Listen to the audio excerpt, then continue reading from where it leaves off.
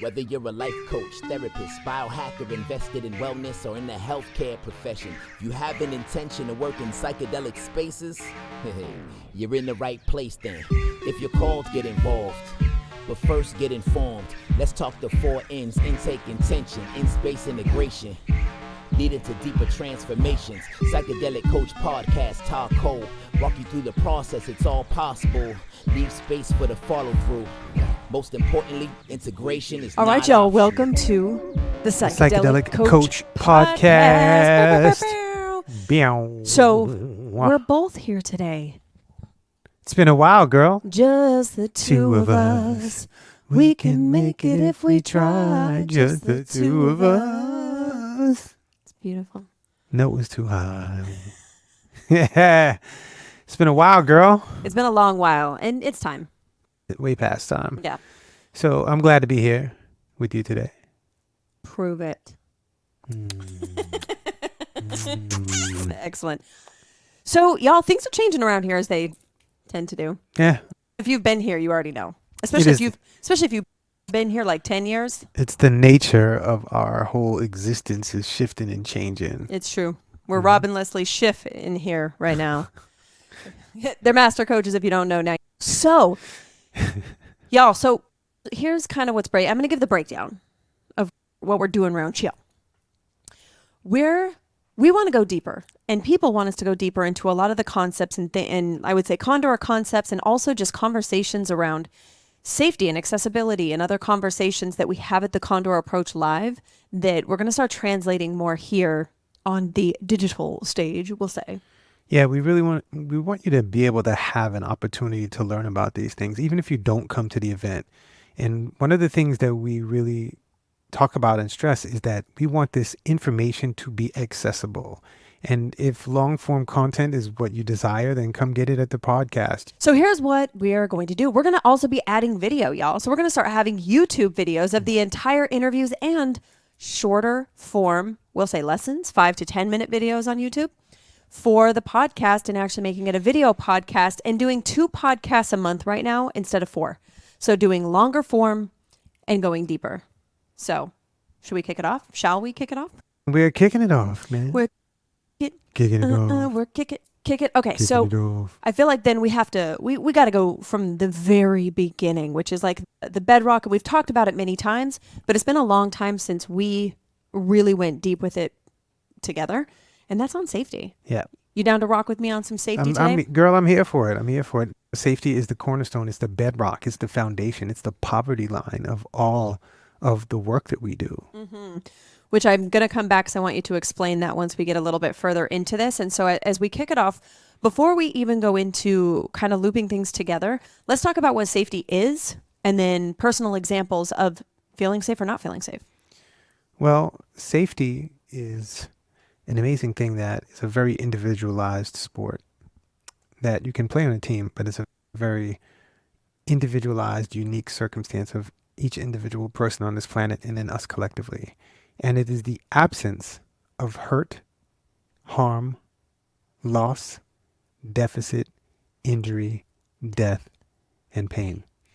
All of those things. Safety is freedom from those things. And one of the things that has been the biggest challenge for the people in our community is really understanding and recognizing what safety is on an individual basis. Whenever we do workshops, we ask people, what is safety to you? And there's all these different definitions. So if I'm talking to you about something and somebody else is talking about something else, but we're using the same word, we can have a lot of confusion and clashing and conflict. I think the time it became most prevalent was last February at Condor when there was so many people that didn't actually even know that they weren't safe. And they had this idea of like, oh, find a safe space. Oh, this is a safe space. And the context of safety is so misunderstood, and the different layers of safety and the ways you could feel unsafe. And so like when I rewind back, being like 6 years into my journey on the psychedelic and my personal transformation path, we'll say, I remember, first of all, just not feeling safe in a psychedelic experience in a healing capacity, and that'll be a story for another day. But there was a pinnacle moment, Tah, when people kept coming up to us and saying, hey, will you hold space for me? And I kept thinking, like, there's no way. Like, there's I'm on my healing journey. I haven't healed enough to help other people. And I'm 6 years in at that point. And I watch people after one experience be like, yeah, I can help people. That was not me. Okay. I knew that I had a lot to deconstruct and understand. And I remember like waiting for that moment, whether it was from God or from ayahuasca or from whoever, that I was looking for signs of like, oh no, you have to wait. I haven't been shamanized. Like I'm waiting to be knighted or something by ayahuasca. And I hear a lot of people share this perspective of not feeling ready to hold space or facilitate. And I realize in retrospect, that was a safety thing. I did not feel safe to hold space for other people. I didn't feel equipped. I didn't feel knowledgeable. I didn't feel like I would know what to do if they hit a tricky, sticky situation. And that was the beginning of starting to understand, one, like what things I did know that were really valuable and that could help people. And also then the signs that you and I had been facilitating people in other people's groups for a long time, for years, for month after month. And it's also who we are as people. We've been coaches and supporters our whole life, but there was this point where I was like, yeah, but who am I? Like, I haven't healed enough. I don't know enough. At that point, I was like 30 years old. You know what I'm saying? It was just like, but I don't have the skill sets and the knowledge. And finally, in one of my own ceremonies, I asked like, yeah, but how will I know when it's time? Or how do I find a teacher that gives me permission to start to hold these experiences? And what I saw in that ceremony was, what more evidence do you need than all of the people that are coming to you because they feel safe with you? And it was my own not feeling safe, not them. And so the next phase of that was starting to understand vulnerability, which we'll talk more about the differences between the two. But I hear so often people that say, I don't feel like I've healed enough to help other people, or I'm not ready yet, or maybe in a couple years. It's not really how it works. We've got to find some middle ground where we can help people exactly where we are, because you're further along than someone. We can't all wait until this like nirvana place that we can finally turn and help people, because I haven't found that place. I don't know if you have. Actually, no, I did find it for about a minute and a half in the jungle in about 2015. 20,000. Nice. I jumped into the future, y'all, and brought it back. But I got bored after a minute and a half of nirvana. Anyway. But as I started to really ask myself the question, like, okay, but then what is it in me? And expressing to people, like, I don't feel safe to hold space for you. And it was the transparency that made them feel safe. It was the honesty that made them feel safe. It was me saying, I can't guide you in some shamanic realm. I can make sure that if you need a Kleenex, I got you. And that was really the beginning of it. It was like there was no one else there for the job for them. There was no one else they felt safe enough with to go to the places that they wanted to go within themselves. Mm-hmm. And that's when I started to see like, oh, it's not actually about me knowing everything. It's that there were some people that felt safer with me than with anyone else. And that would allow them to go within themselves and find the answers, not me needing to have all the answers. So I think the general rule of thumb is when I hear someone say, I don't think I'm ready, they're probably more ready than the people that say, I don't need any more support or coaching or understanding in the space. I know it all are usually the ones that I'm more concerned about. So for you in learning about safety and coming into this space, where did you start to learn about safety within this space for you? Because I feel like that's when we really started to study it. Well, safety for me came online in my psychedelic experiences, but from my psychedelic experiences, I had found the first safe place that I had ever found in my life, in community, in ceremonies, in a loft somewhere in some city. I didn't feel safe in my life. And when I finally found a space that was safe and I could explore and I could move beyond the dramas and the traumas and the lying, I didn't feel safe to express my truth. I finally found some place I could express my truth. And then when I stepped outside of the journey space around psychedelics and the communities around that, I went to speak with my friends and I didn't feel safe to share with them. They were very judgmental for the most part. Not everybody, most part. My family, no way. There was no way I was talking to my family, my blood relatives, about psychedelics. There's no way. The judgment, you're using drugs, all of these things. Yeah, The medical background is there's a lot to it too. Well, Plus that's Brooklyn. yeah, that's the next thing I'm gonna say. When I was in a hospital, I wanted to, like, people were like, "Man, you're really different. Everything's different about you. I don't know what it is. I don't know how to put my finger on it, but you're different." And I wanted to be like, "Hey, man, I had these psychedelic experiences," and I'm at the hospital and I didn't feel safe. And so, what was threatened? My career was threatened. My money was threatened. So, I was in a space of being hurt by being disconnected, my reputation being harmed, losing finances, losing my license, my nursing license, being not able to pay my bills, which is deficit. And then my reputation could be injured. And so, and in that space, I was in pain. And so all of these spaces, I wasn't feeling safe. I was not feeling safe. I wasn't feeling safe to be myself. I wasn't feeling safe to express myself. And this was a big repeat of everything that was happening before I had psychedelics. And so what I had to learn was how to actually craft safety in all of these environments, not just in the psychedelic experiences. And what had happened was, one of the journeys I went into, one of my intention was to actually explore this space, my fears and my safety spaces and all of this. And what came up for me was these ideas around what safety is, so I could define it for myself. So I know how to craft that. I knew how to get the environment to cooperate with that. I knew how to open myself up into a space of vulnerability, right? The importance of safety is something that I can't stress enough. It's not a thing in the future. Safety is a very moment of now thing, right? I am safe right now. I am free from hurt, free from harm, free from loss, free from deficit, free from injury, free from death, free from pain right now. And if I'm not, how do I get out of that space? That's my strategy. Security is the idea of safety in the future. And that's what most people are thinking about. And that's what I was thinking about. Well, will I be safe if my family knows about this? Well, will I be safe if I say this?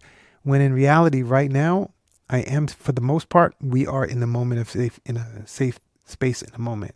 And if we don't perceive ourselves as safe, are we projecting a future idea right now that's keeping us from feeling safe? That's a challenge space. And so in that, I had to learn to become vulnerable. I had to learn to open myself up. And a big part of safety is understanding what vulnerability means. And a huge part of we've had this dance with a lot of people around what vulnerability is. And people that say, well, vulnerability means I'm open to be hurt. I'm open to be harmed. I'm open to have things taken from me.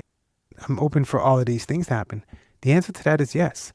But it's also, I'm open for love. I'm open for connection. I'm open for possibility. And so for us at the Condor approach, vulnerability is open with possibility. And that possibility includes the yummy stuff. It includes the yucky stuff as well. Knowing how to set up boundaries is really important when we talk about safety. And I feel like, well, I know that most people don't have any idea how to set up boundaries. It's not something we're taught in school. It's not something that we're taught the fine intricacies of by our parents. And in that space, learning how to create filters of vulnerability, right? Those are bound. Your filters of vulnerability are boundaries. Hey, I don't want you to touch me. Right? Being able to say that is setting a boundary, but somebody just coming in and touching you and you're not knowing how to turn that off, you don't have a clear boundary around that. And many times we're not taught these things, and we're not taught how to create our safety in the moment because we're not taught how to create boundaries that serve us to let things in vulnerably when we choose, and to let things out vulnerably when we choose. When we let information in, be that touch information, be that verbal information, be that watching television, when we let information in, we allow ourselves to be changed by that information. And so when we let things out, we allow the environment to be changed by the information we let out. So we have boundaries on the incoming, boundaries on the outgoing. And many times, if people are not saying their truth, right? People pleasing is a big thing with safety. If people are not letting their information out, they may perceive that they won't be safe if their information is let out. They may perceive that somebody else won't be safe if they let their information out. So they hold their information and they have a tight boundary around that space. And so sometimes we have these dysfunctional boundaries that we create around vulnerability. And that's a big deal for us. Mm-hmm. I see a common maybe what's the word I'm looking for? It's almost like acted out vulnerability. Anyone that's been to psychedelic experiences or journeys or ceremonies, you might see that in a circle, people are crying and they call that vulnerability. When for me, you can cry without being vulnerable at all. So it's almost like there's a misconception that I am seeing and that a lot of people think is vulnerability when it may not be. I know for myself personally, there were times in my life that my fawning was crying to give people the remorse or what they wanted so that I could get out of a situation. And so this idea that emoting is vulnerable is also like this common theme that I see in psychedelic spaces. And then it's almost like there's almost like an acting that starts to happen, and not that it's even intentional, but that people are starting to emote because in order for me to belong here, I need to emote. And so for my safety around belonging in this community to be fortified, then I need to emote. I need to share my emotions and cry and whatever, which for me, when something's truly vulnerable and deep with that possibility for change, you can't get to it right away. And when we attended larger group ceremonies, I'm talking 40 plus people, there was, in order to maintain the safety of time and all the people in the room to get out on time, they would have time limitations on the shares. But it has not been my experience that to get to the true vulnerable spaces, it can be done in a couple minutes. That it actually requires a level of space for someone to feel safe enough that they will be able to take the time that they need to take to be in the process that they need to be in. Like I remember being at one ceremony, and I know you're going to remember this one, that we went to go co-facilitate for the morning after. And one of the gentlemen that was there shared that their best friend had died. And it was the first time he'd said it out loud. And then the timer went off to go to the next person. And I watched in their body and their nervous system shut down and pull it back in.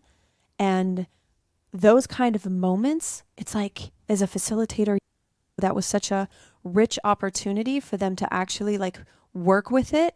And when they shut down like that, it could be years before that's accessible again. Because when that true vulnerability comes out, it's almost like a wounded animal emerging from a cave, and suddenly it got overwhelmed with attention or with, oh, we've got to move on. So that person's not safe. Their information's not safe. And so I love what you were explaining with safety, that it's a moment of now thing. Someone could say intellectually, yeah, I'm safe, but his information in that moment wasn't safe. The time wasn't safe. So then his physical body, actually harm was created from that. And it's not that we can protect everyone from everything. We can't. But that's also the point, is we can't create safety in totality for someone else. We can create an environment for it to be explored, but their thoughts, their past, their experiences, their beliefs, if someone is of the LDS or Mormon faith and their beliefs get challenged, then their idea of being with their family in the afterlife is not safe. So there's all these constructs and beliefs, and the intricacies of it are so vast that when most people are talking about safety, they're talking about freedom from physical harm, or maybe like the elements, or we'll keep you safe, no one's going to hit you.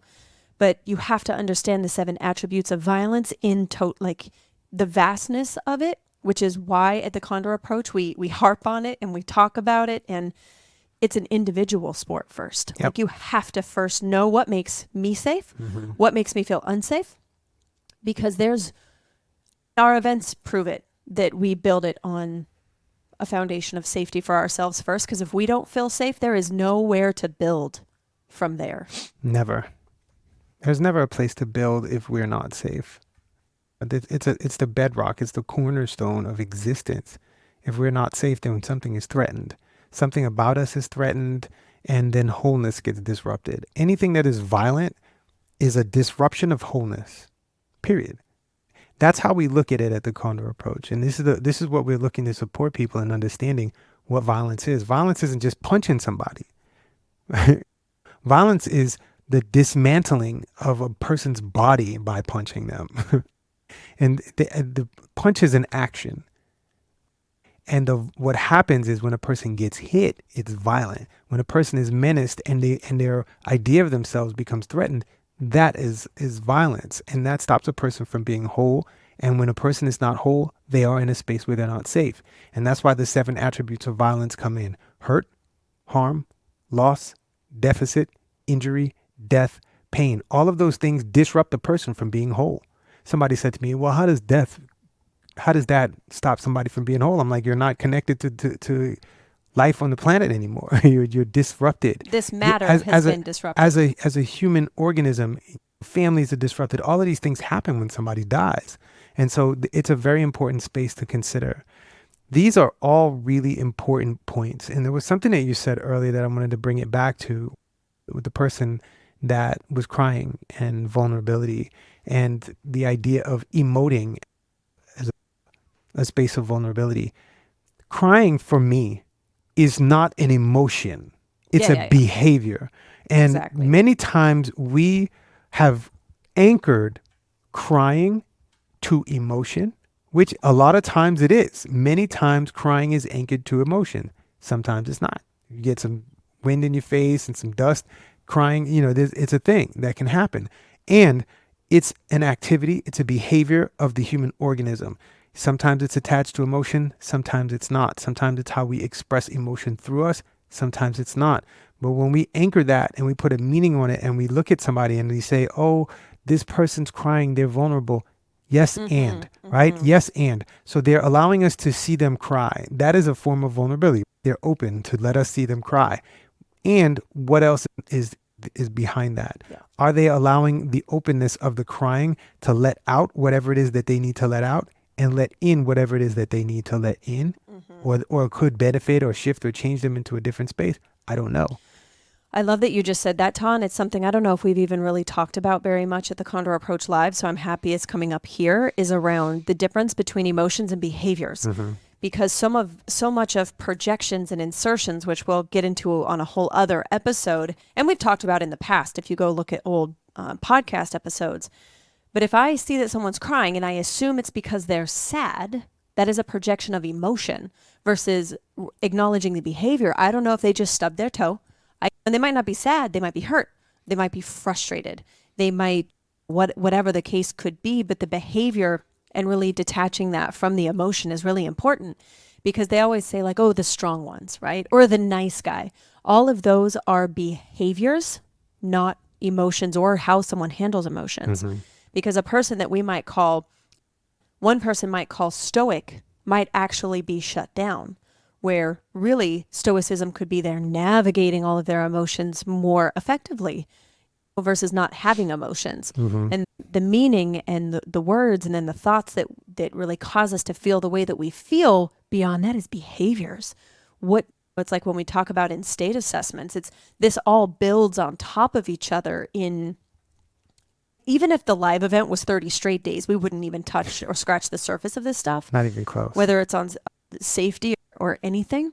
What was another key time for you that as a facilitator or as a nurse, you witnessed a situation where someone was not safe and it was very clear to you and you felt like no one else really either noticed or knew what to do, even if they did notice? Well, there's plenty of times in the hospital where I was working with somebody and they would be sharing something with me and they couldn't share it with the doctor.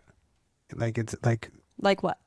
Well, people come in with venereal, the symptoms, sexually transmitted infection symptoms, maybe some kind of drainage or some kind of discharge from their genitalia, and particularly males, right? I'm a male, and so they would come in and they would share something with me, but they wouldn't share it with the female nurses because there's a shame element, and they did not feel safe, maybe because of their relationships with, I don't know, I could broadcast all types of projections as to why they wouldn't share it, but they didn't feel safe. And so they would tell me one thing, and then if a female doctor came in, they would tell the doctor something else. And so what I would do is, if the doctor that was assigned to this person was female, I would have to go in and be like, hey, I'd like a male doctor. And if there was no male doctor on, I'd be like, hey, can I chaperone while this person is in here, because they don't feel safe to express to female bodies, apparently, because this story is changing from person to person. And if that's the case, then the person is not going to get the treatment that they want. And this is This is problematic when we involve shame in a dynamic where somebody's looking to get help. And we see that happen in psychedelics too, Mm-hmm. where people are afraid to give more of the information. We've worked with people with HIV. We've worked with people with other types of sexual things that they don't want to share. We've worked with people with past cancers they didn't want to talk about because of where it was located. We've had people that in so many places and spaces, I've heard coaches and people say, if someone lies to me, then I'd cut them off. When we recognize a lie is to protect something. Yeah. And there's something that doesn't feel safe, which is why the lie. They're either afraid, hey, if I tell this facilitator that I'm on this medication, they won't let me sit. Or if I tell them I'm on this medication that's for HIV, then they're not going to let me be in the group or whatever. And the intricacies of it are so, like, it's so much. And I understand why people are reluctant to get in this space. And that's why I value so much people that continue to learn the way that we do. That the more I learn, the less I know. You know what I'm saying? Where it's just the infinite possibilities between gender and culture and religion and people that have been in the prison complex system, people that have been in the military, people that were honorably discharged and not honorably discharged. Like it's a lot, bro. Yeah, it's a ton. We did a whole episode on lying. It's called, I think it's called Liar or Liar. This was like 3 years ago. Totally. And it was a really great episode. It's still one of my favorites.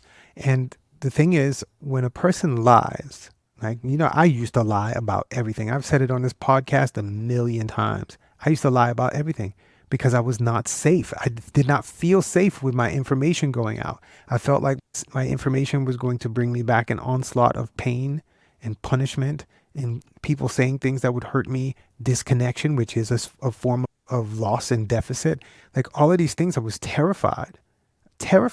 And if you think that there are times now where the idea of lying doesn't come into my psyche, it does, but I move around it because I've learned to move around it. I know the benefit of being honest, even when it's uncomfortable. I know the benefit of being honest.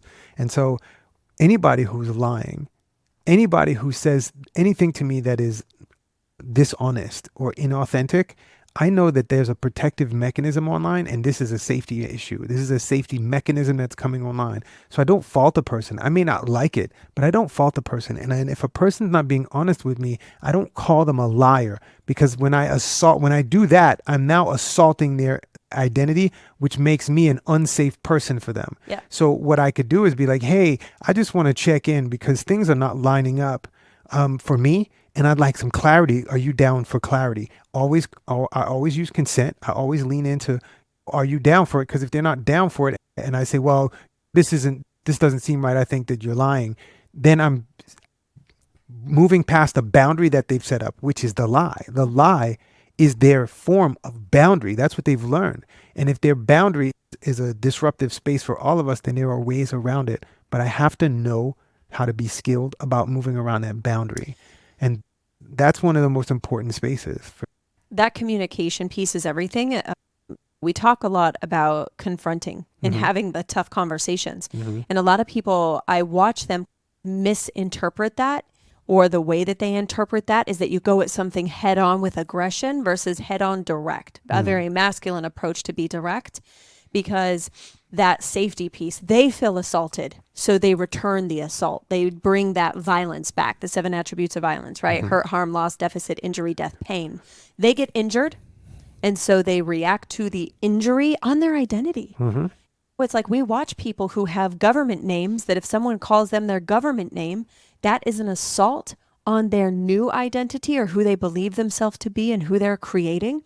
And so when it is assaulted in that identity, the protective mechanism, anger, comes online and looks like the behaviors of aggression, of going after someone, of whatever. And people will fight to the death for honor over who they believe themselves to be, or who their religion believes them to be, or their country, or all of these things. And that is the power of this harm mechanism and these 7 attributes of violence. Is then it starts to make a lot of sense why people react and act the way that they do, which makes you more equipped to recognize when someone's not feeling safe.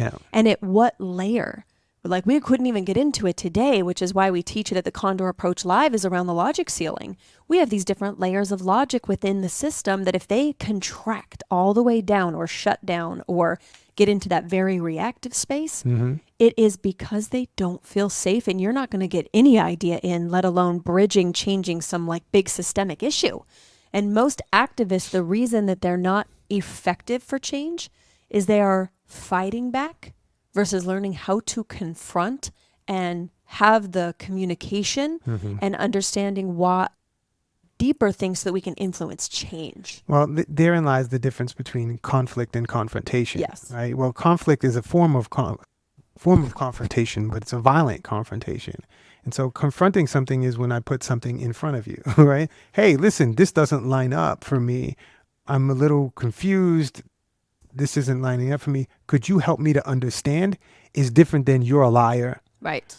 It's different than you're a liar and you're stupid and I don't know what you're talking and I about. don't trust you. Yep. And I'm going to punish you and I'm not going to talk to you and I'll never trust you again. That is putting a person into a space where they don't feel safe, and that is a conflict space. And when we're in conflict, we never get to the end of it because we're constantly in a violent space. Conflict requires violence. Yes. Okay, I'm going to say this again. Conflict requires violence. That's it. Confrontation does not require violence. Confrontation is putting something in front of you. Now, it may be uncomfortable. It's still confrontation. It may be wonderful. It's still confrontation. How many times have you heard somebody say, oh man, somebody said I love you and I just shrunk? Yeah. It's a confrontational space. And somebody saying I love you can also be an assault on somebody's idea of safety.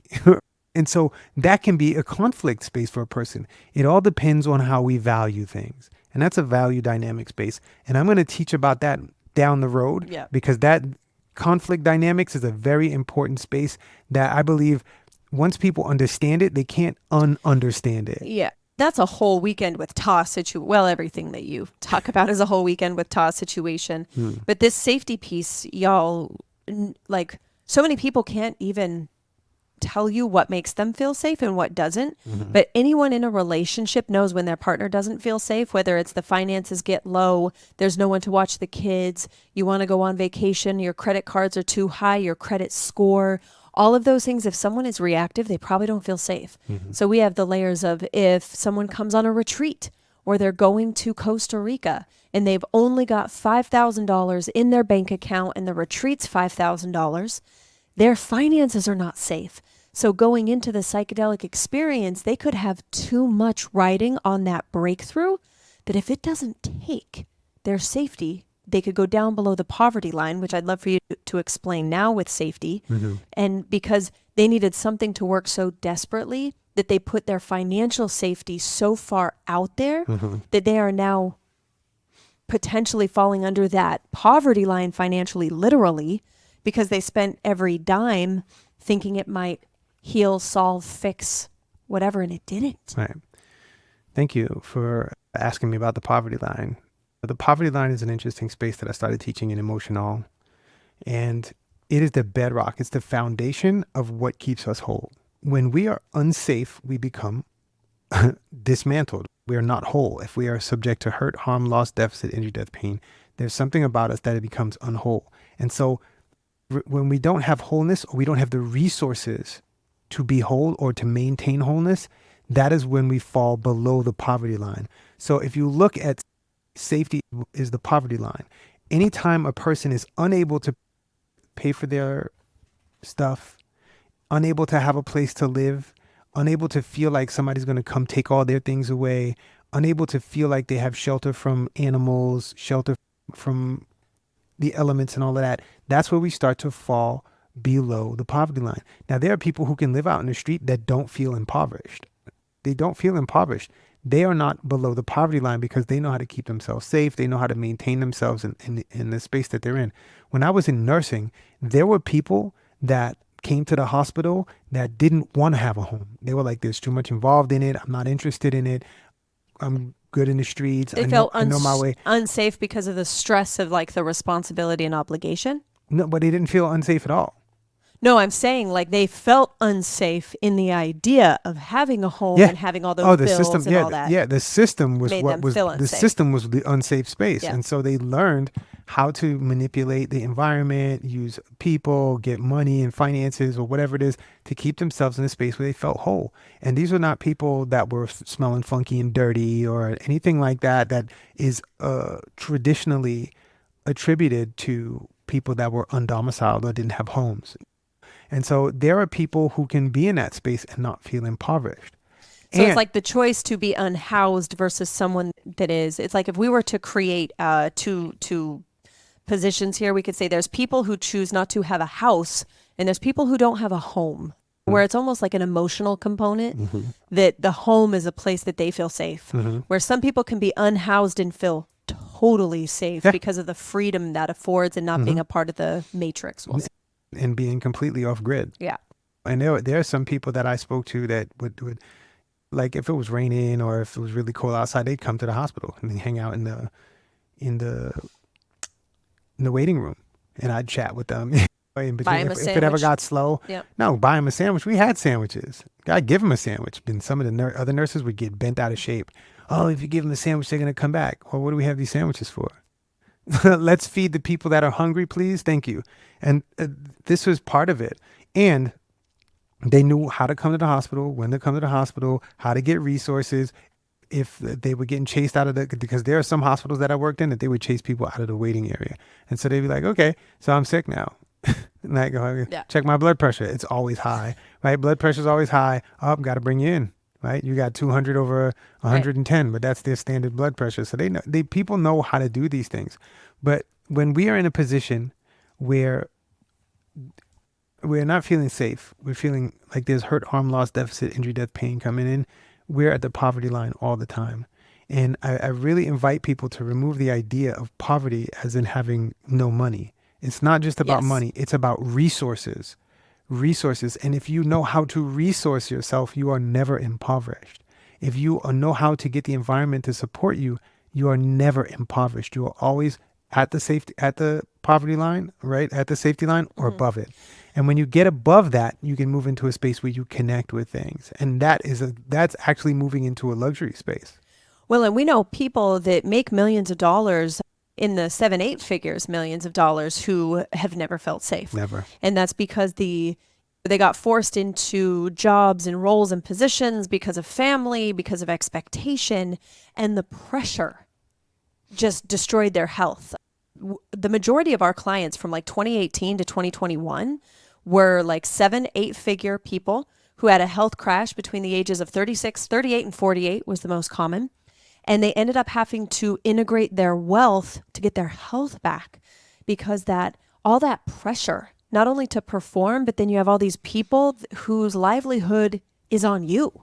If you're not successful, it's not just you not being able to eat, it's whole families that are now your responsibility. So then if the market changes, the economy goes slow, crypto crashes, whatever it is, depending on the person we worked with, they didn't feel safe because of that added pressure. So financially, emotionally, what would people think? I'd have to fire people, let them go. And it's not something that I ever considered until we started to work with people when we were doing more private client work, that they weren't feeling safe, or business partners or relationships. How many couples did we work with where they didn't feel safe together? And not in every way, but in certain ways. And that was in the way of them really getting intimate. Yep. Safety is an individual sport that you can play on a team. And it's very individualized. And so poverty is a very individualized space. I know people who don't have any money, who have nothing, who are coasting and they're golden.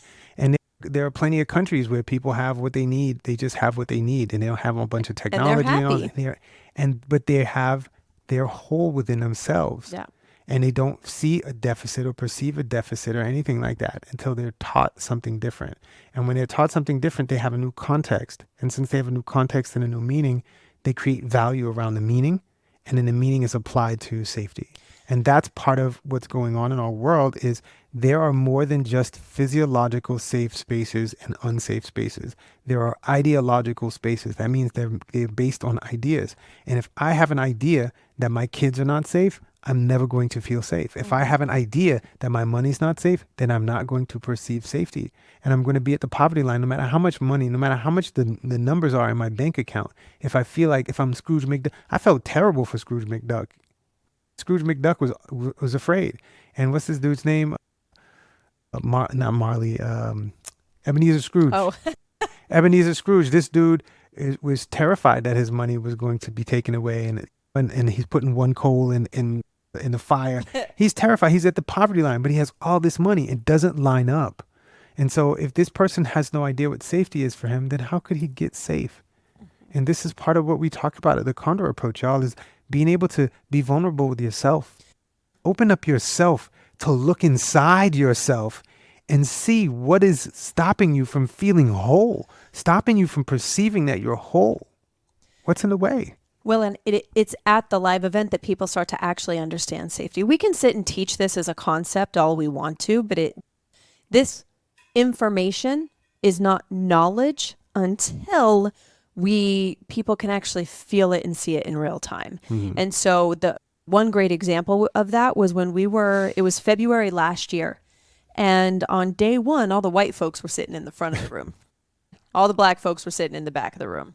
And that was very noticeable. Mm-hmm. But then we had some conversations around racism and the separation of being a racist versus racism working through your physical body. Mm-hmm. And there was some pretty heavy conversations that happened. On the next day, when we came into the room, all the white folks were in the back of the room. And part of that was because the intensity of what they experienced on almost like the violence on their idea of themselves as not being a racist. And then suddenly seeing how racism works as a system and as a construct. Mm-hmm. And to confront that is a lot to be with. And so your ideas of yourself come into question because of the conversations that when you're brave enough to confront them and to confront your possibly being shown some things that are a little tricky and sticky about yourself, changing your perspective, allowing other perspectives to be seen and feel when you don't feel safe. Mm-hmm. And it takes being in that contrast of one, knowing physically you're very safe, and how quickly you can go from safe to not safe in the drop of a bucket. Yep. It happens to us at live events. Mm-hmm. Anyone that's been has witnessed it, where I didn't feel safe or you didn't feel safe, and we choose to navigate it in real time. Because if we are not safe, then that's the entire container of the event. Yep. Because they're going to feel that we're not safe. Yep. And whether they're aware of it or not, for us, it is our responsibility. Yep. If we're creating this container of safety, it has to start with us and our team. But this is the thing, is to be the example in this space. Yes. If you don't feel safe, then you're not going to be clear, and your emotions are going to be running in the background. And to sit there and be in a presentation space does not make you safe. It's a presentation. Mm-hmm. And so you're teaching at the poverty line. And so your ability to access information clearly, your ability to teach clearly is going to be challenged. And I don't care what guru, what mentor, what teacher comes to you and tells you that they can teach as clear as possible when they're not safe. I don't believe them. This is not something I want to see it. Yeah. And if they are able to teach well in a stress or an unsafe space, imagine what they could do when the stress is gone from that unsafe position. And there's nothing you can do to convince me. Here's the thing, Tah. Then it's not, how can it be safe? Because usually then there's a level of dissociation or compartmentalization that makes it so they can still operate under that pressure. Mm-hmm. But listen, I have worked in events with celebrities and big names and all of this stuff, and it was nauseating to see people come off stage, flip the switch, and treat the people behind the curtain like crap. Mm-hmm. And they didn't feel safe. So even if that person on stage can hold it together, that was something that was so palatable to me to be somewhere where I didn't watch what the guru, mentor, teacher, person, celebrity, whoever, I didn't care what they did on stage. It's when they were off stage. And as someone that worked in the service industry, that worked as a bartender and a hostess and a waitress and every role within that field, I worked it, busboy, bus person. It was how people treated service. It was how people treated the team. And on day one, when we come together at Condor, step one is like, how is everyone? How are you feeling? If something changes, if you don't feel safe, if you need support, if you need to go take a nap, because we are 5 days in this room together of 12, 14-hour days. If you need to go rest, come let us know. We got you. And that level of transparency allows us to communicate to each other so that when we don't feel safe, that's the thing. We're all going to have a moment where we don't feel safe, Mm-hmm. whether it's I didn't eat enough. My body doesn't feel safe. I'm not hydrated. Those are all the levels that when we started teaching that to the people supporting us in the event, then we're keeping an eye on each other. We're not just like, one, everyone has radical responsibility for themselves and their own safety, and we know how to watch for each other to check in, because I know when you're not safe. Mm-hmm. Like I now know the cues, and we've worked out languaging. We know how to work with each other, and I know you got you. You don't need me. I'm there as backup. I'm there for support. And it is my intention, and we're already doing it, but to continue to inspire this cohesion and transparency for anyone running events and retreats. Because a lot of the big retreat centers, their staff is getting sent to us because they are exhausted and they're not safe. Mm-hmm. They don't feel like they can share honestly their perspective, Mm-hmm. or people come to us to tell us about how a facilitator wronged them, but they never even told the facilitator. That's an issue. I know. That's and an issue. There's got to be man. people that did it to us too, Tah, that didn't feel safe, never came back and told us. I'm certain of it. Yeah, I'm because- certain of it. And then I hear something about it, Later on. and then I bring it to their attention. I'm like, hey, I heard that you didn't feel safe here. Tell me what's going on. Yep. And so we can have the conversation. I'm down for an uncomfortable conversation. Me too. And this is how we support each other in opening up into different spaces. And as a person who's a leader of communities and groups and all this stuff, I need to know if I'm 100%. if I am providing an environment that has holes in it. I need to know that Yeah. so that I can shift and change and grow, because we're all growing. Well, and a lot of the containers, I feel like we as facilitators, retreat runners, event folk, whatever you want to call us, if we only promote like anonymous feedback, we're supporting, not confronting the problems. Like this torch and pitchfork thing that's happening a lot in the coaching space and in the shamanic, and this is going to 10x. Some people are going to be so excited to have new things to get activated over, and it's going to be in the psychedelic space and in the coaching space. And this is all, here's the problem is, when we don't empower people to speak up when they didn't feel safe, like when someone comes to us now and says, oh, this facilitator hurt me, you know how often they went back to the same container and never said anything? Never said a word. Never said anything. And we chose to draw a boundary and say, yeah, I'll go sit with you and have the conversation, but I'm not going to be here for you to just sit and talk about how terrible this person was that you never told them. So if you're going to come and get support from me for this quote unquote terrible thing or person or whatever, then we need to have a conversation with them and you, and we're here. We're going to moderate and mediate and have the conversation, because it's important for them to know. And I had people come to me and be like, well, can you go talk to them? I'm like, no. We can go talk to them. We can go talk to them. But me, no, because I feel like people are trying to get around the confrontation, which is the problem in their life, is they're looking for someone else to rescue them or save them or be mommy or daddy to go rescue them. That's the thing. And I'm not. And that's Not me.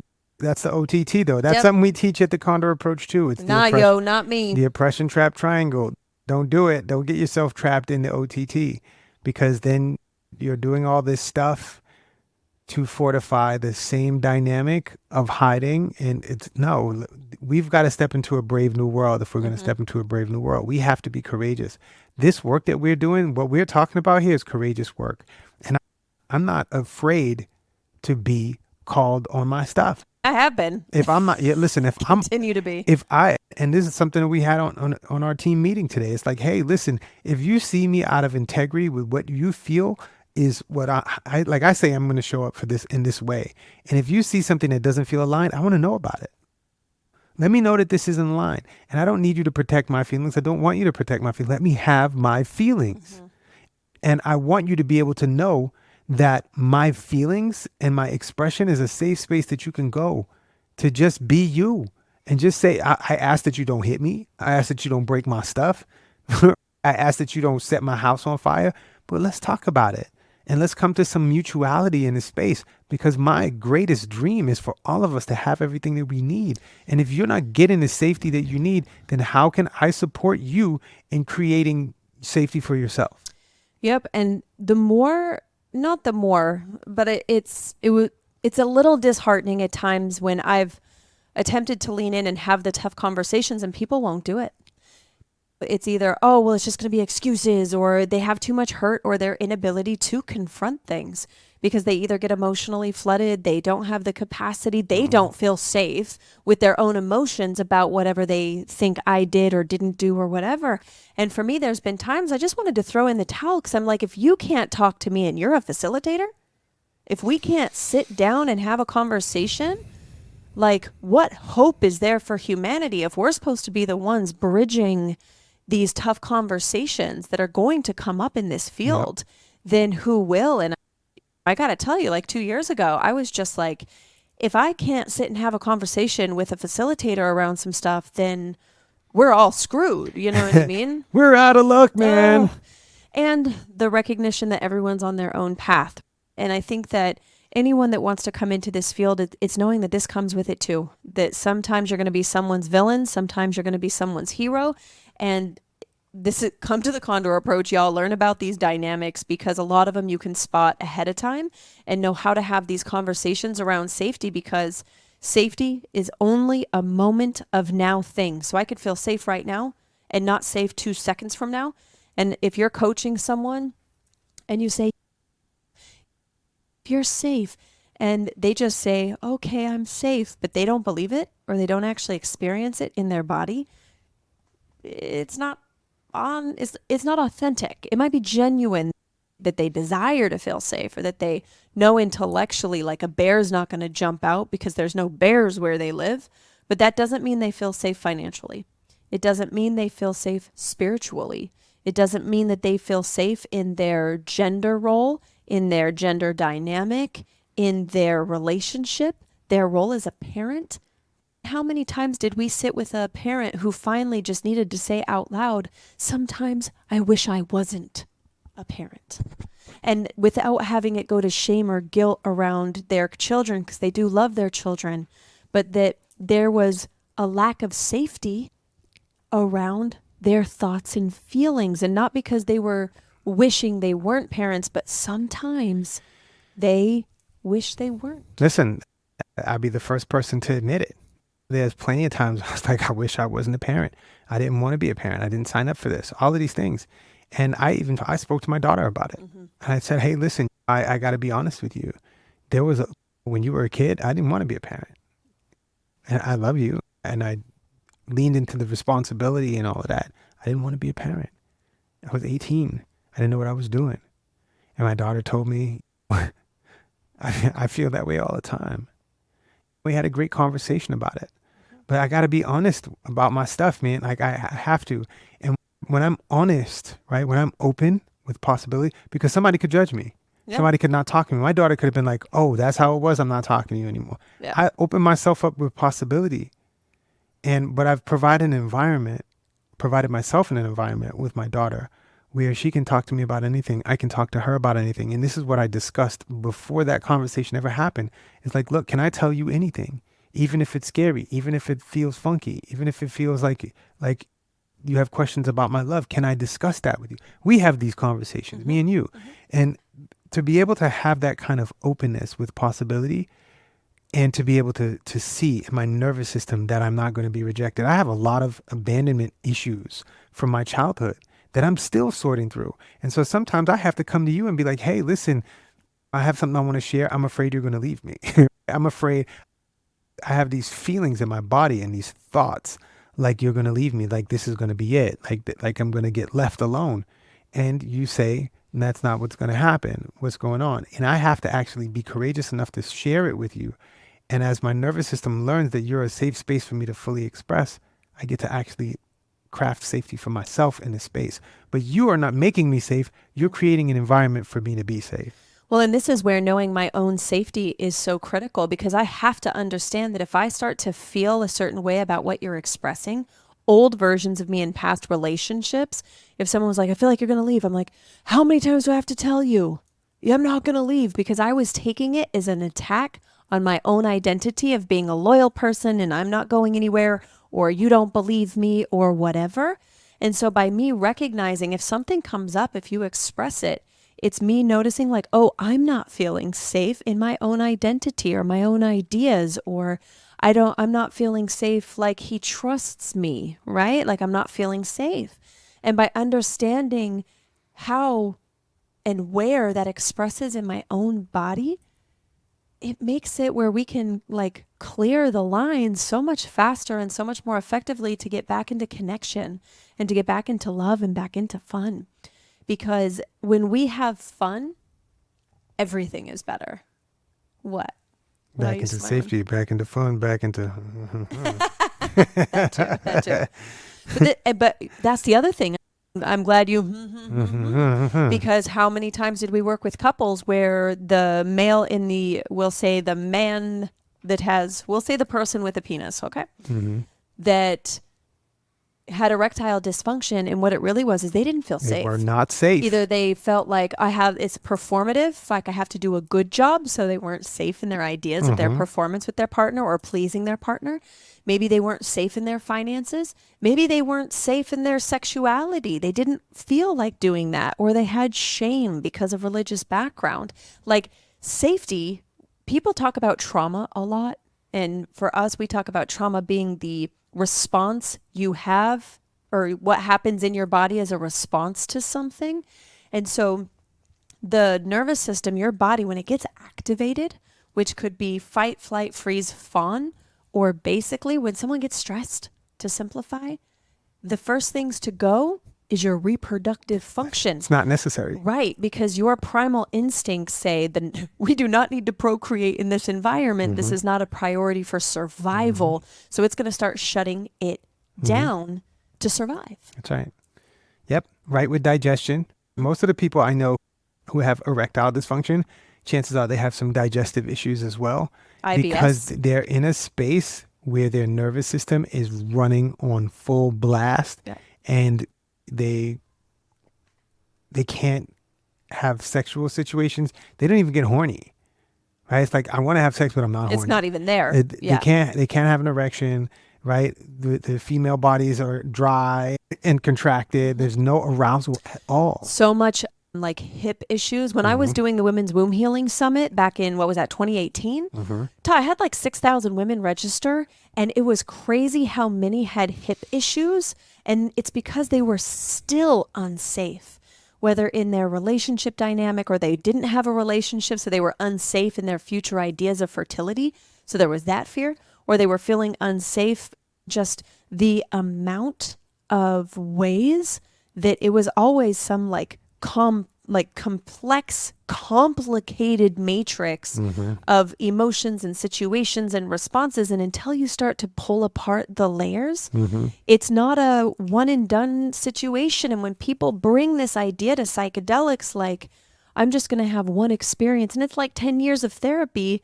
And I'm like, first of all, I needed 45 years of therapy. Okay, so cool. Even if one night got me 10, there was another 35 to back it up, because everyone's not the same. And you could feel safe at the retreat, but then you go home and you're not safe. So then you've got to go back to the retreat and back to that community. So then people can become codependent on the safety of the acceptance they get in a psychedelic community or meditation community or yoga community or the gym. So then they have to avoid home. I did that with Bikram yoga, which is a oxymoron now, given everything I know about Bikram now. But that studio was the only place I felt safe at that point in my life. So I was like, I'm getting my body in shape. No, I was avoiding where I didn't feel safe in my first marriage at home. And that studio was like, I would go clean the mirrors late at night because I was safe there.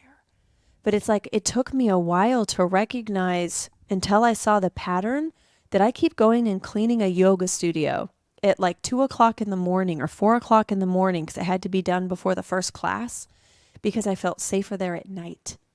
And when I look back on that, and even when I realized it then, it was just like, what is happening to me? Like, I don't feel safe at home. I was taking Ambien to go to sleep. I was drinking wine. I was doing all these things to try to sleep, thinking I had a sleep issue. I had a safety issue, emotionally, physically, spiritually, sexually, in every way. And so Ambien wasn't knocking me out.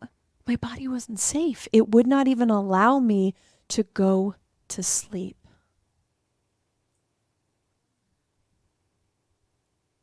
I love you. I love you. Thank you for sharing so openly. Mm-hmm. Thank you for, I just want to breathe into that for a second. Thank you for being open to share that. You don't have to share these things. Thank you for creating a space where you can be safe enough to speak this with me, and an environment and an audience that can actually hold space for you. Thanks, y'all, for holding a space for Kole to share. This is part of it. Yeah, and I think that when we talk about how people get treatment in the day-to-day world, victims of domestic violence and all these other things, but when you start to learn the 7 attributes of violence, it starts to make a lot more sense why a lot of people operate the way that they do, even if they never had a partner that hit them or a parent that hit them. You start to understand how someone can be emotionally harmed. You start to understand how they can have deficit of love or of quality time or of human touch. Or if you look at a post-COVID world now, people they were isolated, so they had a deficit of connection. And a lot of folks now have fear. Like, they have a physical, behavioral, conditioned response to being around people. When I watch like young kids that can't even get close to people because they were raised in that kind of era of isolation where their physical body perceives all people getting close as a threat, even though they were never touched, even though nothing quote unquote happened. And the amount of folks that we worked with that came to us saying, well, I didn't have any trauma. Oh, nothing really happened to me. Until we break down the 7 attributes of violence, until someone starts to understand how intricate safety is. When I hear, and I appreciate it, but when I hear men talk about, and I'm just going to use the very heteronormative languaging here for simplicity, or really just for my own experience, when a man would tell me, I'll keep you safe. From what? Or maybe then it would confuse me because I wouldn't feel safe. They're maybe keeping me safe from physical harm from other people, but especially because of my trauma in my teens in particular, I would end up with men who would want to keep me safe from any other harm. But quite often I would either attract someone that was overly protective or jealous, which created other harm in either my ideas or not being trusted or whatever. But it's like I couldn't put my finger on it of like, why don't I feel safe? They would never hit me. They would never touch me. They would never do anything like that. But I did not feel safe. How could you? How could you? When your idea of who you are as a person is being threatened, when your freedom of speech is being threatened, like, so many people would be like, well, you have this and you have this, but if you can't speak your truth, who you are is threatened.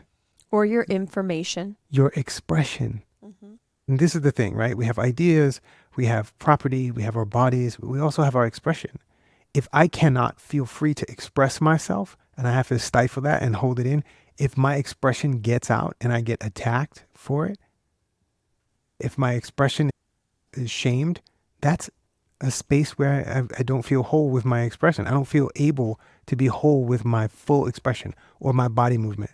Etiquette is one of the things that I feel is one of the biggest threats to people's freedom in this world is etiquette. hold your fork this way, stand up this way, do it this way. At church, and bow your head, bow your fold head, your arms. be reverent, all of these different things. When we have etiquette spaces, people get forced into a particular style of holding back who they are. And when they hold back who they are, what? Well, no, it just reminds me how you always eat with your hands. And like we were at a fancy restaurant tonight and the chick kept trying to hand you a fork. And we're like, no, he doesn't need a fork. He eats with his hands. And she did not understand. She was like, what? Oh, because you're getting a burger?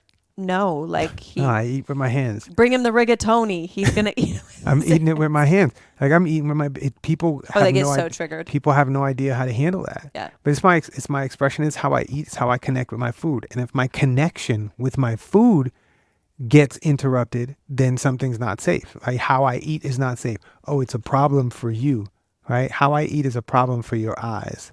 So I must condition myself to fortify you with safety of how you see things. And so instead of us coming to a mutuality, hey, listen, I don't like watching you eat. Okay, can we move? Hey, garçon, waiter, can you move us to a different space so this person doesn't have to watch me use my hands? And it's simply solved just like that. But think about how funny, like she didn't understand why you'd like eat rigatoni or whatever the pasta dish was with your hands, but then you go get a burger that you eat with your hands. But it's just funny, people's context, right? Is this idea of like, no, this have fork, this no fork. Hamburger should be a hand burger. But that's a story for another day. A hand burger. I love you so much, girl. Come on now. Because a hamburger. Yeah. Yeah, that makes plenty of sense. Right? And it's not ham. No. So none of this makes any. Why is it even called hamburger? Listen, but the thing is, and my safety is now compromised because I want a hand burger. And the thing is, all of this is, right, we put meaning on things and then we assign a value to the meaning. And if the meaning gets disrupted, that's when we have a space for potential confrontation that can lead into conflict. If my presentation is disrupting your value and your peace of mind and how you see things, you may want to disrupt me to make you have your easy space. And so your space, it's like some people are offended by the clothes that other people wear. People are. I am. I'm offended by all the clothes you wear. Listen, I'm offended that I'll get locked up if I'm naked. Where do we draw the line? And how do we get into a space where we can be accepting of one another and lean into that? And it starts with the dialogue. But even before the dialogue, it's actually knowing where a person is and knowing what's driving the unsafe feeling.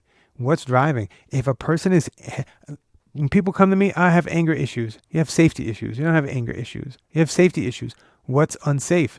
And every time somebody sits with me and they tell me they went to anger management and I talk about what anger management is, it's the quelling of your anger. It's not really finding a safe space for yourself. It's controlling the behavior. It's controlling the behaviors that are pegged as angry, right? Oh, you're acting out, you're yelling at people, you're throwing stuff around, you're breaking objects. This needs to be managed. When it's not, your anger doesn't need to be managed. Your safety needs to be situated so that you don't need to. When a person is not unsafe, there's no reason for anger. And if the person is still angry, if a person needs to lash out about something, there is something that's not safe. Well, I'm mad at that person because they looked at me funny. Well, if they looked at you funny, what was threatened? Yeah. Well, maybe they were thinking this about me. Maybe that you have all these ideas that stop you from feeling safe. This is the thing. When I have clients that come and sit with me and I don't understand why I'm so angry at my wife. I don't understand why I'm so angry at my husband.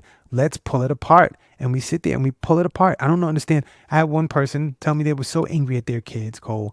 I'm so angry at my kid. I'm so angry at my kid. Well, what about your kid is not making you say, well, it's a kid. How can my kid not make me feel safe? Well, is your convenience threatened? And they were like, oh. Well, I can't stand getting up at this time. I can't stand when my kid keeps dropping things on the floor. They're always late. They're not showing up fast enough. They don't go to bed. They don't sleep all night. Your convenience is threatened. And if your convenience is threatened, something's not safe about you. And people will push it off. Well, you know what? My convenience is not important. I don't agree. Your convenience is important or it wouldn't be your convenience. And not saying that you need to have convenience all the time. And if you deny your convenience, if you deny what makes you feel whole, then you're denying a part of yourself and you're denying yourself safety. This is part of it. We don't have to act on it, but when we know what it is, we can actively address it and we can bring it to the table. Hey, listen, I have one of our coaches has had an issue with their kid, and it was all this stuff, and my kid keeps doing these things, and I'm like, what's going on? Well, I don't know. I'm so angry. What's not safe? Well, my time. Boom. Your time is being threatened. So tell me about your time. Well, I want to be able to do this and I want to be able to do this, but my kid keeps doing this and this. Mm-hmm. This is a convenient situation, and your time is important. And if you deny that your time is important, if you say your kid is more important than your time, there's the value, the dynamic that I'm talking about that creates conflict. That's it. We have to look at these things and peel them apart. If we don't have to, but you have the option to look at them and peel them apart so that you can analyze it and get the environment to support you. Yes, exactly. The key thing here is the self-awareness is what sets you free, not being safe in every possible way. By me having awareness and radical self-responsibility for knowing about my safety and where I am, if I come home and I'm a little bit off and I feel you can feel something going on and I say, hey, baby, I just want to let you know I'm just not really feeling safe today because X, Y, and Z happened and this is what's going on. I just want you to know that it's not you. You can let yourself off the hook and not become the story writer of what's wrong with Kole. Why is she being cold to me? What's going on? She's feeling unsafe. I'm making her feel unsafe, or she doesn't feel safe with me. And that's a very common dynamic when you're talking about like a heteronormative relationship dynamic, man-woman relationship dynamic of what men have been taught is a men thing to do or a way to behave. That whether or not you deconstruct it, if your ideas of a man, because you've been told that men are protectors and you have to keep your wife safe, and I'm not perceiving safety, that it's your fault or my safety is your responsibility versus creating an environment for me to elicit and create and understand that safety. Mm-hmm. But by having that level of honesty and transparency with each other, then I can say, cool, so if I'm exhibiting these behaviors, like we have one thing, if I shut down, don't try to, if I shut down to actually start to play with my hair, not talk.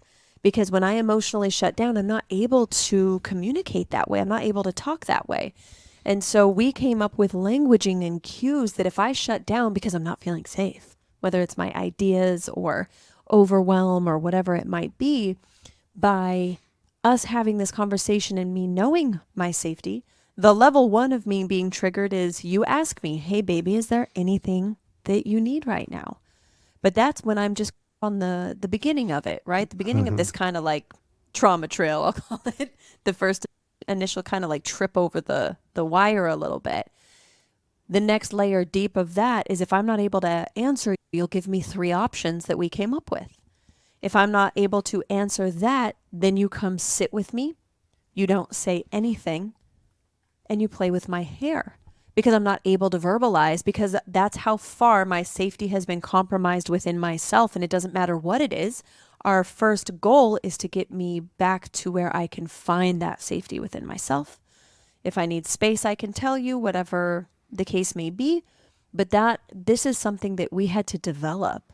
And I think that for anyone that's listening, if you're going like, oh my gosh, I just need to be safe, it's actually, no, what do you do when you don't feel safe? Mm-hmm. What do you do, or what do you start doing, or what do you stop doing? How can you get your environment to support you if you are to feel safe, or when you're not feeling safe, how it can support you in that way? And that's what's game changing for Condor, I think. People at the live event, the first time Sincere 7 came, or not the first time, at the second, that big event last year in February, I think he's been like 7 times now, whatever. Sincere 7, perfect. Now he's even Condor 7. But one of the things, he stood up in the room and he said, because he had a lot of folks there for their first time at Condor, and he said, I want y'all to know that this is the first place I've ever come that I could lay down in the middle of the floor and go to sleep because of how safe I feel. And that's coming from someone that served in the military, has a lot of other background and situational things that could make someone not feel safe in a group of people. And to me, those were the moments I started to go, this is what we teach. not just the lessons, not just that safety is freedom from hurt, harm, loss, deficit, injury, death, pain, but that safety is a momentary thing. That in loving you, I'm watching what does your body do or stop doing when you don't feel safe. And when you do feel safe, I know when a deep breath comes that you have arrived back to some level of safety within yourself. And these cues people are missing. These cues are like these magical nuanced things that you could do 1,000 psychedelic experiences alone. But until you're with people, until you're with community, so many of us were harmed by community in some level. And so for me, this deeper level of healing requires community, for us to know ourselves, for us to recognize when we feel safe, when we don't feel safe, having the tools or knowing when to use the tools. And I think that's been the most rewarding part. You know, the concepts are cool, but for people to really understand that if there's no safety, there's nowhere to go. It's the only way to go. It's the only place to go. And I've had people come to me, Kole, thank you for sharing that. I've had people come to me and say, y'all talk a lot about safety, but what if somebody's trapped in a house with somebody who's beating on them and can't let them get out and they're held hostage? The person's not safe. Now, I don't know how to get them out of there. Well, do we call the police to bust in? Maybe. And if the police bust in and the person goes to jail, when they get out of jail, that person's still not going to feel safe. What do we do? How do we get this person to a space of fortification? Then I've had other people say, well, there are whole countries that are being bombed and all of these things that are happening, which are quite realities. And I'm saying that if there's an angry government that's attacking somebody, the government doesn't feel safe. Well, how can they not feel safe if they have all the guns and militia? Well, why would they need to go and take and destroy something if they felt safe in the first place? Mm-hmm. And anybody who is safe with who they are and they feel whole and they have everything, why would they need to take or destroy anything else? They wouldn't. But there's something inside, there's something happening with tyranny. There's something, and this is on all levels. And I'm not talking about major wars and Holocausts only. I'm talking about tyranny in a household, tyranny in a job place, tyranny in the street, in the supermarket, in the subway, and tyranny by police. All of these things are tyrannical. And anytime there's a tyrannical space, someone is not safe. And they need to impart their will on someone else in order for them to feel safe. Somebody's power may feel threatened. And if your power is not safe, you will attack someone else to make sure that they know that you have power. And that's how you attain your safety. I'm not saying it's the highest functional space, but it is a space where a person doesn't feel safe. I don't know anybody who's a tyrant. I know plenty of people who are tyrants, but I don't know anybody who I know that is tyrannical that's not always looking over their shoulder. Mm-hmm. They're always looking over their shoulder. I don't know anybody who's stealing stuff, who has stolen stuff or who has embezzled things or anything, who's not always looking over their shoulder. They never feel safe. Yeah.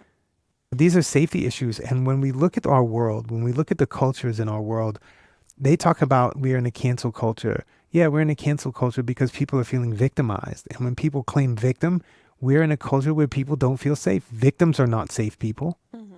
I'm a victim of this. I'm a victim of circumstance. I'm a victim of these people. I'm a victim of this government. I'm a victim of the IRS. I'm a victim of my parents. I'm a victim of my spouse. This is a space where people don't feel safe. And they're trapped in that triangle. And they're looking for a hero to get them out of that space. Well, and this is where I think a lot of people don't even understand where they don't feel safe. Like, when I'll sit and observe certain dialogue where it's like we have friends that are Israeli, we have friends that are Jewish, we have friends that are Palestinian, we have friends that are of Arab backgrounds, we have people from Egypt, like we have so many friends, Muslim, you name it, and to hear all the varying perspectives while still observing that the body doesn't feel safe. Someone could be Palestinian and not feel safe even though they're in the United States and all of their families not in Palestine anymore, but they could still feel unsafe as a Palestinian person in observation of the people that are still in Gaza. Yeah. And so it's like, until you start to pull apart and understand all the pieces and parts and get yourself to be regulated, you can't communicate the same way effectively to get done the things that need to get done, whether it's raising money, whether it's bridging conversations, whether it's whatever it is a requirement in communication. And for me, whether we call it manipulation or communication, it's the same thing. If you want a different result and a different outcome, your safety becomes your responsibility, assuming you're above that poverty line, or assuming you're in most places in the United States. And probably if you're listening to this podcast, you have enough awareness to start to understand and deconstruct these layers so that you can access more of your brain. Because you literally, when you get stressed, just like we talked about, your reproductive organs and your reproductive system shuts down. And same with so many people we know with PMDD and endometriosis and all that stuff too. They don't feel safe or haven't most of their life. So does the brain. You lose access to the conscious, imaginative, comprehensive possibilities of the brain. Like we say, there's no limited states, only limited strategies, because at the end of the day, it is not all, there are always exceptions, but we've watched people overcome the most insane circumstances because they found a way to understand where they could create safety, get more clarity, get their body relaxed so that they could think. Because part of how you control a people is keeping them stressed out and keeping them not feeling safe, and then you can sell them safety. Locks for your doors. Oh, you're afraid of losing your key? Well, then you'd be unsafe in getting in your house. So we're going to do a digital lock, right? So I'm going to sell you what the fear of being unsafe, of losing your house key, and you can't get in your house and there's burglars outside. So I'm going to sell you this kind of lock. Or you need to lose weight so that you feel safe, you can get a partner. Or like that, we literally get manipulated because we don't feel safe. Right. That is like the baseline of how you sell to people is make them not feel safe, sell the antidote. Yeah, you show them. But it's not really. You show them things that they can't change. Yeah. Right? Show them things that they can't change, and you give them a remedy for that. Right? You show them things that are irrelevant, and make them feel out of control and out of power. And you show them that they're not safe in that space, and you sell them remedies for that. This is part of capitalism. And I'm not mad at capitalism for doing what capitalism does. It's capitalism. And if you're going to be a sovereign person, you've got to start understanding where your safety lines are and how to craft that for yourself. And like you said, there are no limited human beings. There are only limited states of being and limiting strategies to create those limited states. And that's where we are with things in our world right now, is we have a bunch of people that perceive that they don't have hope. Where there's a bunch of people that perceive that they are going to be unsafe, and that's the limit of it. And they have to outsource to a church or a government or a person or a corporation. A nonprofit group. Or some consumer gadget or some technology that's going to keep them safe. Or to the top 1%. How often do we hear people say, like, the rich people should pay for it? And it's like, would that actually feel safer to you to be provided for by the people you already perceive created this stuff? At some level, until you start to peel back these layers and understand safety, understand when you don't feel safe, understand that when you are only reactive, when you are only having conflict, you're not feeling safe. You are still being manipulated by the same system you're trying to break down, change, take down, whatever it is. This whole technological movements right now that are built on creating off-planet circumstances because they're banking on the planet falling apart, and they have no hope for humanity shifting into something different. Yeah. And so we're building rocket ships, we're building technology to get us to Mars and to colonize Mars and do all of these other things. And we're not investing the money or the time or the resources in supporting each other to create an environment where I feel whole. If I am whole, I don't need to take anything from you. There's nothing I need to disrupt or destroy about you. And if we are all in a space where we are whole, where we have enough water, we have enough clean water, we have food, we have resources, we have a place to live, then why do we need to defeat one another? We don't.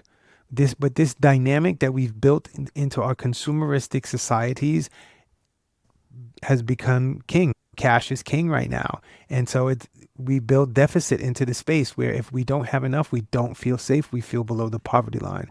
This is the space where conversations like this that we're having right now, the conversations we have with the Condor approach, are really important in getting people to start to understand that this deficit of health, this deficit of wellness, the deficit of having a place to live, of having food, of having a job, of having money, all of these things are driving people to not feel whole and not feel safe. And so what do we need to do so that we can reconfigure society around safety? So tell me, what is step one? I feel like a lot of people talk about the big picture of what humanity needs to do, but let's talk about, for the person listening right now, what is step one? And then once step one, right? The person listening, they're going to do step one. Then they're going to come back and ask us some possibilities for step two, because this is not doctrine.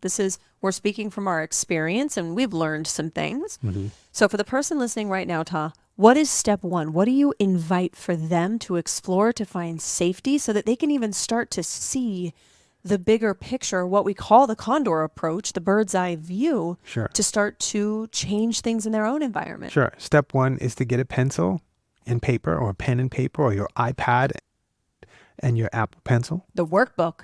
Or the Condor workbook. We're going to make you a workbook. Here's the deal, y'all. I'm going to put a workbook in the show notes here for you. So, yeah, we're going to start doing workbooks for y'all. So the first thing I want you to do is write down the 7 attributes of violence: hurt, harm, loss, deficit, injury, death, and pain. Write them all down. Where do I feel hurt? Where do I feel like there is harm happening? Okay. I can be hurt without being harmed. And a lot of times harm comes from physical harm, the harm of a reputation and that type of situation. Feeling hurt is the actual perception of being disrupted. Okay. And so do I feel hurt? I feel hurt when my partner says this. I feel hurt when this happens. I feel hurt. Is there any harm happening? Well, my bank account is being harmed when this happens. When I drink too much, this is happening. Where are all the spaces that I'm feeling hurt, harm, loss? Am I experiencing loss right now? Is my crypto account decreasing? Is somebody dipping their hands in my bank account? Am I in a space of loss? Is one of my friends dying right now? I had a friend pass in January. We had a Condor coach pass last month.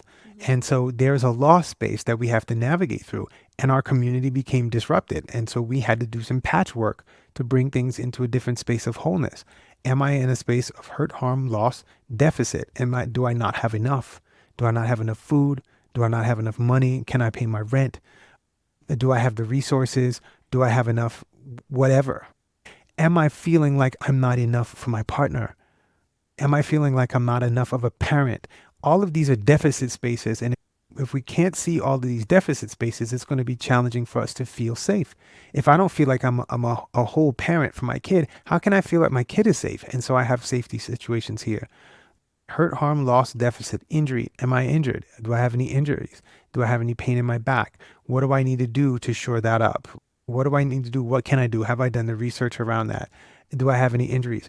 Is my house injured? Is my car injured? Right? Is there a nail in my tire? Am I constantly worried because I don't have $20 to get my tire patched? What happens if I have a blowout or something on the highway? Is my property injured? Are my things injured? Are the people around me injured? Right? Death.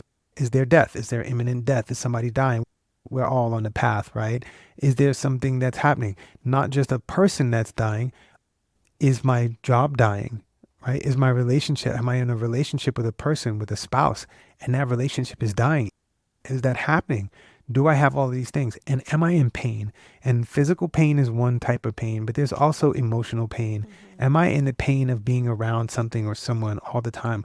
And this is where space you can sit down and you can actually look at these things for yourself. You can apply these to the people that are proximal to you. And is my wife having hurt? Is she feeling harm? Is she having loss, deficit, injury, death, pain? What about my kids? What about my animals? What about the things around me? Are the people that I work with, my employees, experiencing all of these things? And actually look around you and see what the safety dynamics are. So that's the step one. The step one is to understand the 7 attributes of violence. Just write them down: hurt, harm, loss, deficit, injury, death, pain. So you know them like the back of your hand, like we do. And then be able to see whenever I'm feeling out of sorts, if I get angry, I'm stop. I pause, I pull back, I do a physical scan of myself. Am I experiencing hurt? Am I experiencing harm, loss, deficit, injury, death, pain? I go through the whole thing and I pinpoint it, and then I create a strategy around it. But I don't want you to get into the strategy stuff right now. What I want you to do is to start to have awareness. And Kole's going to put a workbook in the show notes. So that you can download it and just get it and write these things down. Yeah, this is phase 1 moving forward, y'all. So every week that you tune in, my intention, okay, so hold your 7 attributes of violence if I ever miss it for the hurt, harm, deficit, injury, loss, death, pain. But the intention is to have a workbook. So each and every week, or every 2 weeks, fam, we're talking about doing a deeper dive every 2 weeks. So 2 episodes a month. And look, if you love it, and we're getting lots of emails and y'all are responding, y'all are real quiet, okay? But I know that y'all are listening because we just went to Costco in Spanish Fork, Utah 2 weeks ago, and the chick that was running the door recognized our voice. So we know that was crazy. That was crazy. So, and that's not the first time, by the way, that we've gone into a store and someone recognized, well, me specifically, this is not the first time in that city. So we know people are listening. So like, y'all, come on. So anyway, if you saw the video, there was a whole situation that just happened. Workbook. All you have to do is drop your email. I'm going to give the link in there, put the email, and it's just a little reflective exercise workbook. So go get it. Explore safety, not of only your physical body, your emotions, your biome, right? Are the bugs in your body happy? Talk about your spirit, your religion, your family, your finances, like just every area of your life. Where is the hurt, harm, loss, deficit, death, injury, pain? I missed one. Right. Hurt, harm, loss, deficit, injury, death, pain. Yeah. What he said and I said. You will start to find that, wow, when I got reactive when that person said that, it's because I felt harm to my idea of myself. I felt hurt and harm from that comment. Then you can go to your partner and go, oh man, the reason that I was reactive today is because our finances, I wasn't feeling safe. Because with this bill, now we can't pay rent. And if we can't pay rent, we can't pay insurance. And when you start to have that awareness, it's not that you can just fix everything in life that's happening. That's not what this is about. It's not about finding safety in totality. It's recognizing, wow, I don't feel safe. That is where freedom starts to come from. So I hope that you love today's episode. If you really like this long form vibe and you like me and Tah being in this dialogue, in this conversation, please let us know in the reviews. Let us know what you like about it. Let other people know so that we can start to grow this show. It's part of our intention between the Facebook group and here, and really just increasing the deeper dialogue. It's something we do at the live events that we haven't been doing on the podcast in a while, and it's time. That's what people value the most. Listen, and if you know someone, and I know someone who's not feeling safe, who you approximate is not feeling safe, just say, hey, I want you to listen to this podcast. Let them pay it forward, y'all. Mm-hmm. Share this with other people. If this has been helpful to you, chances are it's going to be helpful to somebody else. And so you could dialogue about it. If you've got people in your life that you're recognizing this, y'all, listen to this together and then talk about it. Freedom is on the other side of awareness. Please. Okay? Yes. Please share this with somebody, y'all. Share it with people share it with somebody that you love, and don't assume that somebody's safe. This could be a turning point for somebody to move into. And for you and your relationships. That's right. And when you're ready, come to the Condor Approach, y'all. Yep. We would love to have you there. Stop playing. Stop sitting back, really, y'all. Stop playing. Why haven't you signed up? Come to the Condor Approach. It's super accessible. It's 3 days, and it'll be a game changer for you. Every time people come to it, it's a game-changing circumstance.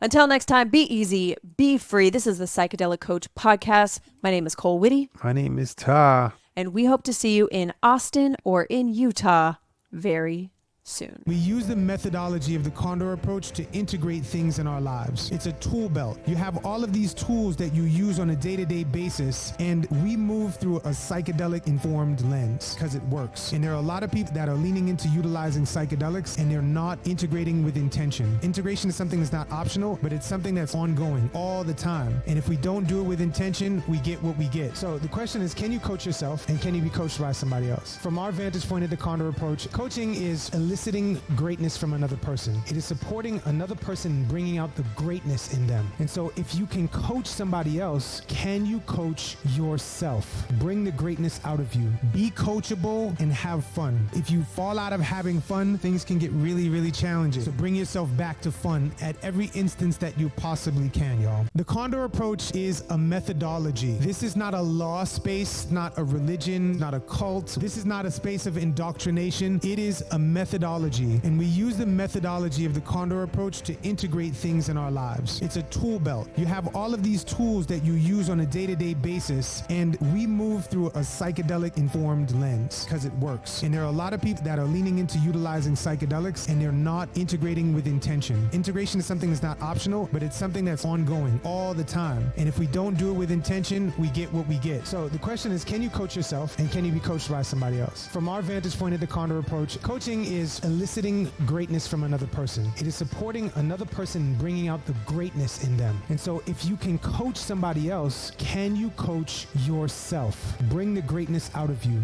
Be coachable and have fun. If you fall out of having fun, things can get really, really challenging. So bring yourself back to fun at every instance that you possibly can, y'all.